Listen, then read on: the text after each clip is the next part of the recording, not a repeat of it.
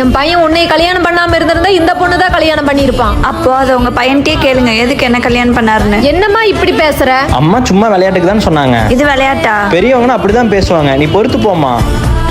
என்னம்மா உங்க வீட்ல உனக்கு பணம் தர்றேன்னு சொன்னாங்க? இல்லத்த, இப்ப அப்பாக்கே கொஞ்சம் பிசினஸ் சரியா போகல. சரித்த, நான் எதுக்கும் கேட்டு பாக்குறேன். ஐயோ பாப்பா, இப்ப எதுக்கு அவர்கிட்ட இதெல்லாம் கேட்டுட்டு? அப்புறம் பாத்துக்கலாம், வீடு. எவ்வளவு நல்லவங்களா இருக்காங்க நம்ம அத்தை. உங்க அப்பா கிட்ட கடனை காசு கேட்டா வரதட்சணை கேட்கறோம் உங்க சொந்தக்காரங்க சொல்லி வச்சிருக்காராமா. அப்படிலாம் சொல்லியிருக்க மாட்டாரு. எனக்கு ஒண்ணு உங்க அப்பாவோட பணம் தேவையில்ல, நானே பாத்துக்கிறேன். இனி உங்க அப்பனை இந்த வீட்டு பக்கமே வரக்கூடாதுன்னு சொல்லிடு. இந்த வீட்ல எல்லா வேலையும் நானே பண்ணணும். சத்யா, வீட்டுல உட்காந்து என்ன தாண்டி பண்ணிட்டு இருக்க? இங்க வா.